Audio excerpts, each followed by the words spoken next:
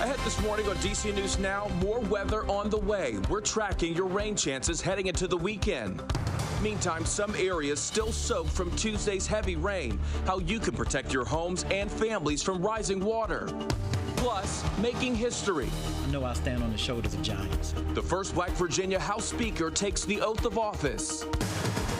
I'm suspending my campaign tonight for President of the United States. The 2024 field of GOP hopefuls getting smaller. We're recapping last night's final debate before the Iowa caucus. And saving while touring. We're stretching your dollar on your next trip to one of the many museums in the DMV. You're watching the station covering all of the DMV. This is DC News Now. Good morning. It is coming up on 6 o'clock right now on a Thursday morning. Starting you off with a live look outside, a calm start to our Thursday morning. Jackie said today is actually the pick of the week, so enjoy it while you can. Good morning and thanks for starting your day with us. I'm Tanaya Wright. Yeah, good morning to you. I'm Corey James. Shanika, she's tracking the roads this morning. We're going to check in with her in just a second to get more on your commute. But turning things over to Jackie, who has more on the forecast. Kind of a nice day for folks who want some sunshine. Exactly. And I want to say that today is better than the last couple of days because we see less wind, more sunshine, and slightly warmer temperatures as well. We're talking about those highs later on, coming back into those low 50s. But out there right now, we're starting off in those 20s and 30s. Looks like Frederick, one of the warmer spots on the map right now, coming in at 41 degrees. We're right at 34 in D.C., 30 in Woodstock. We're mid-20s, though, over towards Luray, Culpeper, and Manassas. So certainly those areas you do want to bundle up. Highs today, we were seeing a lot of 50s on our map, but likely upper 40s, though. The farthest north you go, up towards Hagerstown, even over towards the mountains region. But tomorrow, though, starting off in those lower 30s, starting off dry, but it's later on in the evening that we'll see that rain returning to the area as early as 4 p.m. It will be steady to heavy at times later on tomorrow evening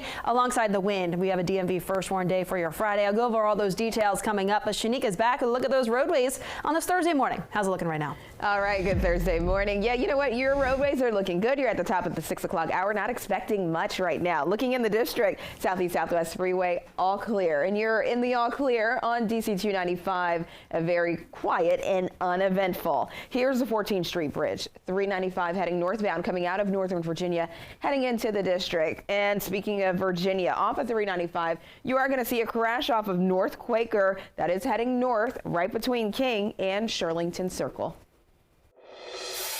Thank you, Shanika. Blue Line Metro service back to normal after flooding on the tracks. The flooding was between King Street and Van Dorn and Alexandria. In Montgomery County, the area around Sligo Creek got several inches of rain. Water levels there were very high during that storm, and the floodwaters remain an issue in Prince George's County long after that rain stopped. Yeah, it's causing concerns for drivers on Water Street in Upper Marlboro. Many of them having to take alternate routes because of the flooding left behind. DC News Now's Lex Forrest is live there this morning. And Lex, what's it like this morning? Right, well, that water has receded back into the river, but you can see right here the road is still closed. That bridge, people are not going to be able to get across it, at least at the beginning of this morning.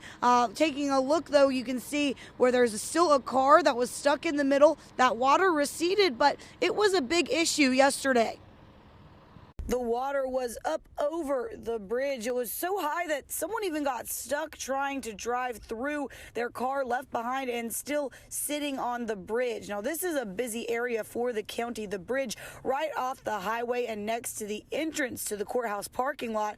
Residents say it did cause some headache this week, and it's a route that people are going to have to plan for. A little bit of an inconvenience, but you know, if you leave out early enough, you can definitely plan it. Well, the car left on the bridge. Another reminder for residents not to drive through standing water. And ahead of more rain that's coming tomorrow, the county is giving out free sandbags for residents. That's going to be happening today at 3 different Department of Public Works locations, one in Brandywine, in Beltsville, and in Forestville. You can pick up those sandbags starting at 8 o'clock this morning. They'll be handing those out until 3 o'clock this afternoon. As far as when this bridge is going to be opened back up, we are still waiting for word on that. Of course, once we know, we'll let you guys know right here on DC News Now. For now, live in Upper Marlboro, I'm Lex Juarez. Back to you. Lex, thank you. Time right now was 6:03. Right now, Stafford County is under a boil water advisory. Officials issued that advisory yesterday because of issues from a water main break. Now, they say that can happen when there is a heavy amount of rainfall, leading to a shift in water.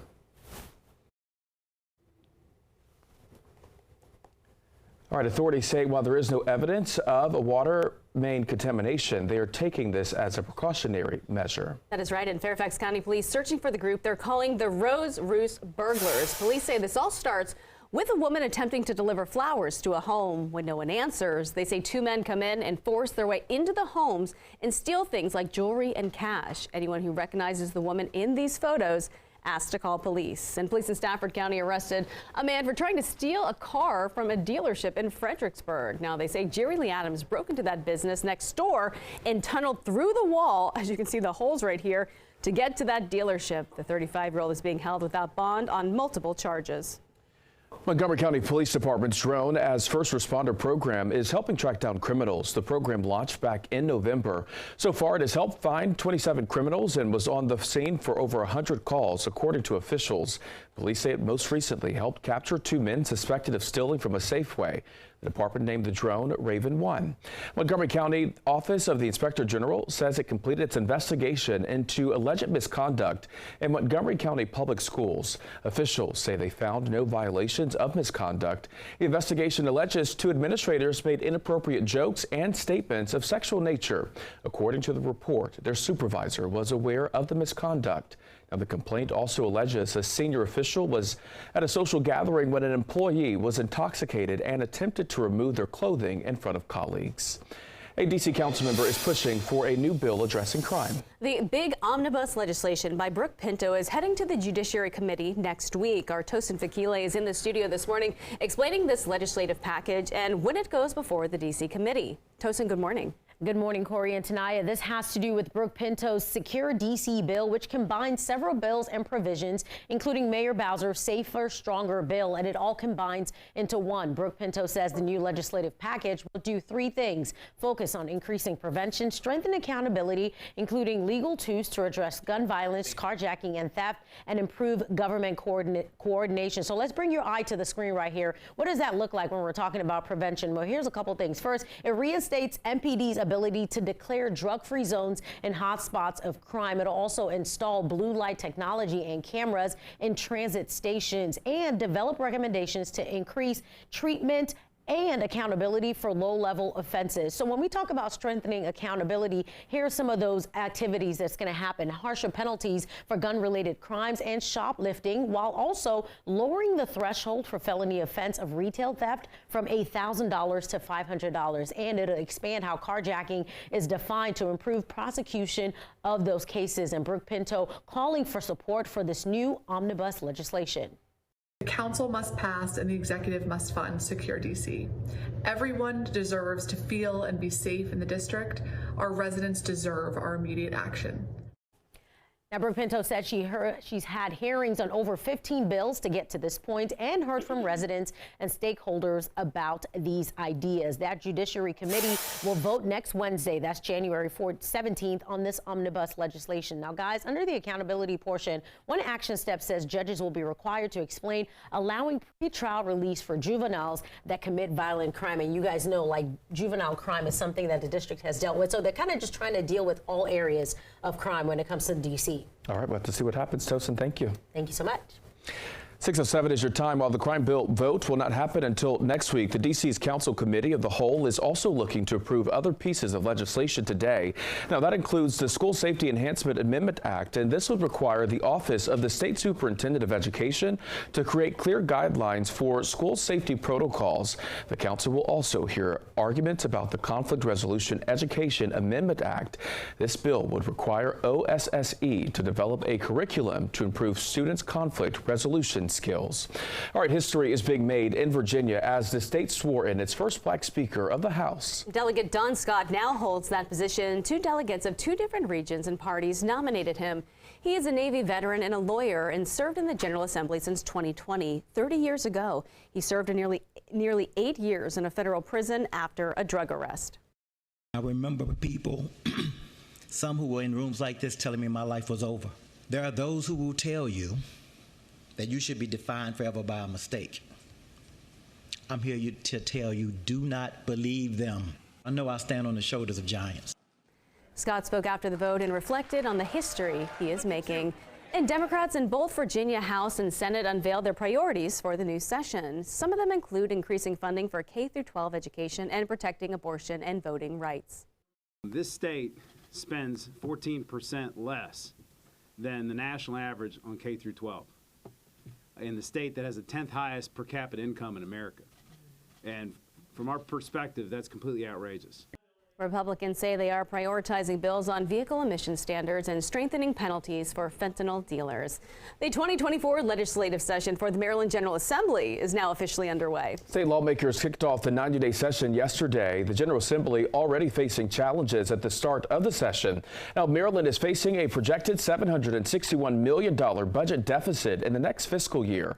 That deficit also expected to grow nearly $3 billion by fiscal year 2029. Governor Wes Moore already cutting funding for transportation projects across the state because of funding concerns. Meantime, affordable housing and public safety are also top issues for the General Assembly. Moore is proposing a package of legislation to make housing more affordable. He says he wants to increase inventory and work with local jurisdictions. Moore is also sharing plans for a gun violence prevention center to improve public safety. We spoke with the head of a mentoring program in Prince George's County who is steering kids away from violence. He praised the work being done by Moore, but says the state has to remain proactive. So what Governor Wes Moore and his team are doing is very admirable, because now they're trying to stop and prevent further killings. But we have to get with those boots on the ground organizations. The proposed center would help fund nonprofits working in the community.